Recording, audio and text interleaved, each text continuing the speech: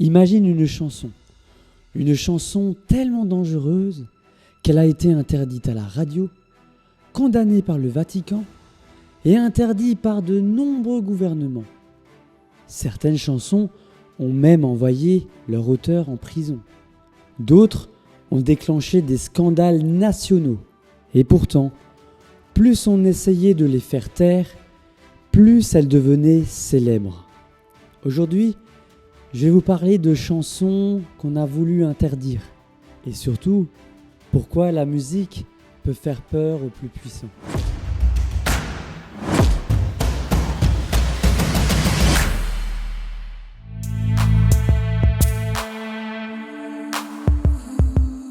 Le Royaume-Uni fête les 25 ans de règne de la reine Élisabeth II.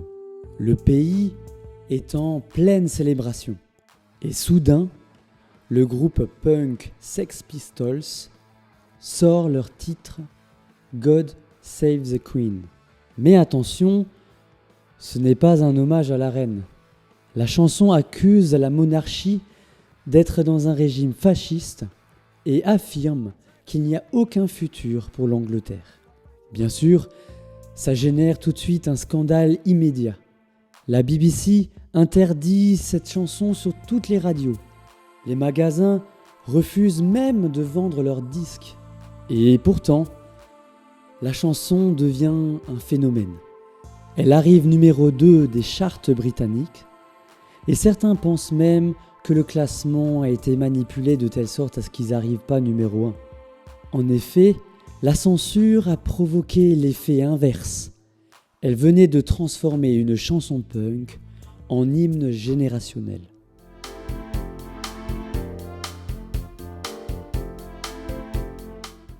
Serge Gainsbourg et Jane Birkin enregistrent une chanson d'amour, mais pas n'importe laquelle.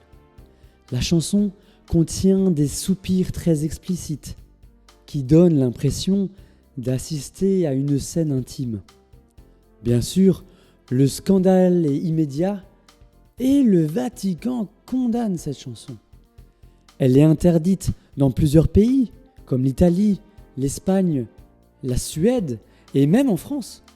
D'ailleurs, elle n'est autorisée à la radio qu'après 23h. Et pourtant, la chanson devient numéro 1 au Royaume-Uni. Ce qui est d'ailleurs une première pour une chanson française. Et encore une fois, plus on tente de censurer une chanson, plus elle intrigue.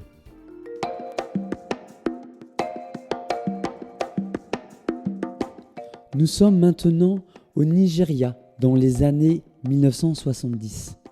Fela Kuti est une superstar. Mais ce musicien d'afrobeat est également un opposant politique. En 1976, il sort une chanson intitulée Zombie.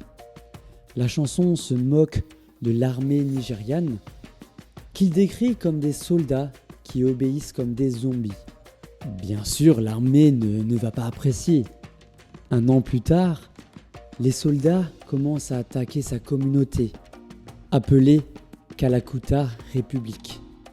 La maison est brûlée. Fela Kuti est battu et emprisonné à plusieurs reprises à cause de ses prises de position. Mais sa musique devient un symbole de résistance politique.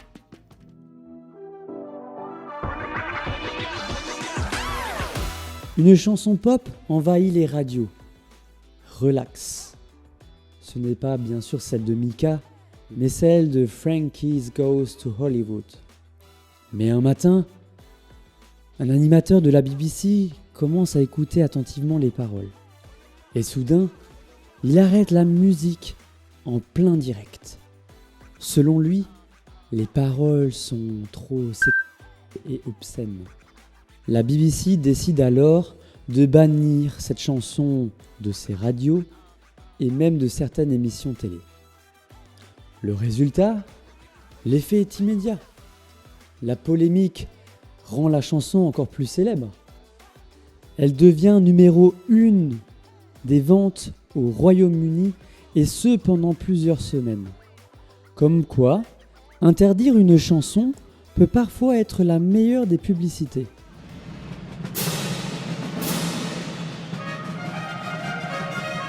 Et pour finir, une chanson que tout le monde connaît, la Marseillaise. Aujourd'hui, c'est l'hymne national français.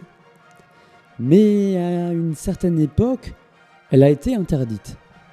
Après la Révolution française, les différents régimes politiques ont souvent tenté de l'interdire. Sous l'empire de Napoléon, et surtout pendant la Restauration monarchique, où elle a été considérée comme un chant révolutionnaire dangereux, car cette chanson appelait le peuple à se lever contre la tyrannie. Preuve que parfois, une simple chanson peut représenter une idée politique entière.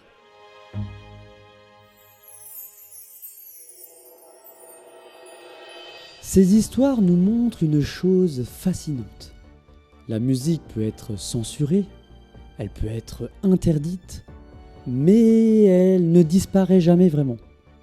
Bien au contraire, les chansons interdites et censurées deviennent même beaucoup plus puissantes.